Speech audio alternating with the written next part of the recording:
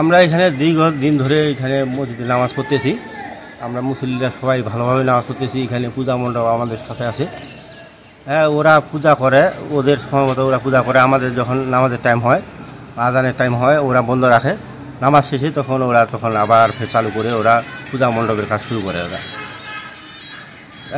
ভাই ভাই মিলে আমরা এখানে, ওরা ওদের পূজা করে, আমরা আমাদের নামাজ পড়ি এখানে আর কি।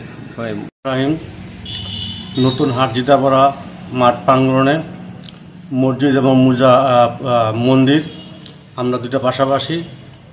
তো আমরা যখন নামাজ পড়ি তো ওই সময় ওদের কার্যক্রম বন্ধ থাকে। আমাদের নামাজ যখন শেষ হয় আবার কাজ শুরু করে।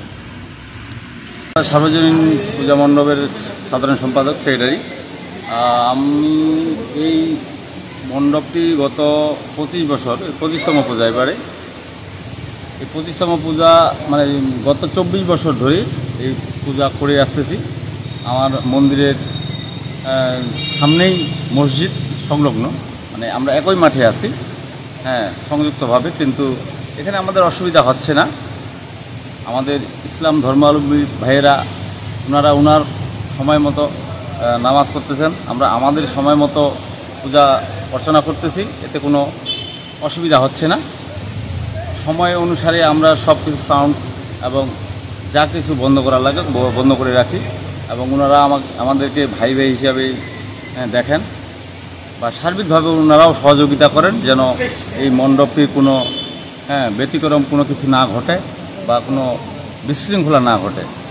আর এর মধ্যেই তো আবার প্রশাসনিক বিভাগ থেকেই মনে করেন যে অনেক আনসার, বিজিবি, তারপরে পুলিশ, সব কিছু সবাই মিলে আর কি, সব প্রশাসন মিলে টহল পার্টি থাকে। তো এখানে অসুবিধার কোনো কারণ নেই বা হচ্ছে না।